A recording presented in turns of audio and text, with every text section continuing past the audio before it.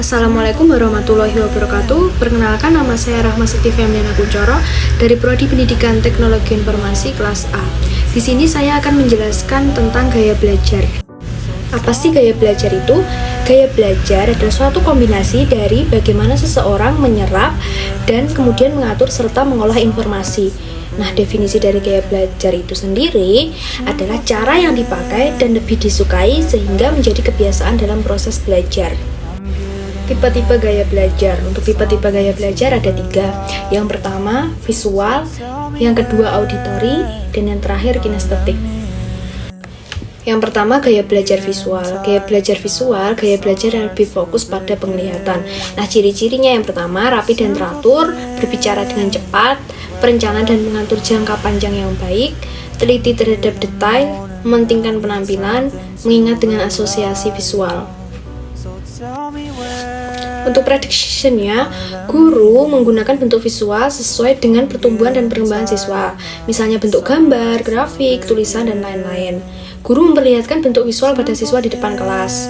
Guru mengarahkan perhatian siswa pada sebuah visual, misal gambar, sambil mengajukan pertanyaan pada siswa secara satu persatu. Guru memberikan tugas kepada siswa. Connection-nya, program pembelajaran yang akan disampaikan kepada siswa harus sesuai dengan kurikulum yang berlaku, baik isinya atau strukturnya. Keaktifan dan efisiensi penggunaan media.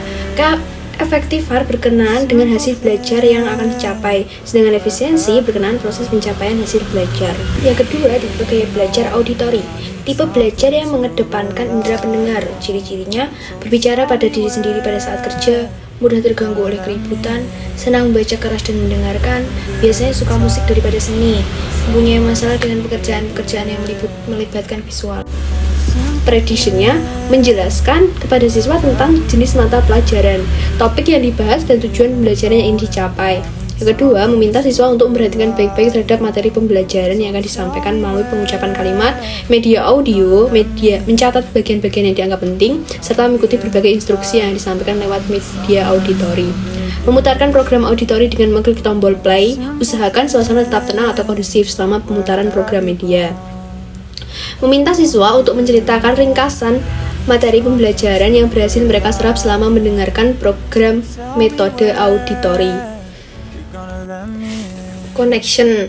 Yang pertama, pastikan bahwa peralatan yang akan digunakan menampilkan program radio tape atau CD player atau komputer. Pastikan bahwa topik yang akan dibahas tersedia kasetnya atau CD atau MP3 atau flash, dan usahakan sebagai pendidik telah mempreviewnya terlebih dahulu sebelum menyajikan untuk kepentingan pembelajaran. Yang terakhir, jika memerlukan lembar kerja siswa atau bahan penyerta, pastikan bahwa keduanya telah tersedia dengan jumlah yang mencukupi.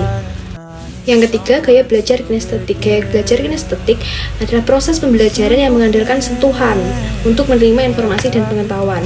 Ciri-cirinya, berbicara dengan perlahan, menanggapi perhatian fisik, menyentuh orang untuk mendapatkan perhatian mereka, berdiri dekat ketika berbicara dengan orang, selalu berorientasi pada fisik, dan banyak bergerak.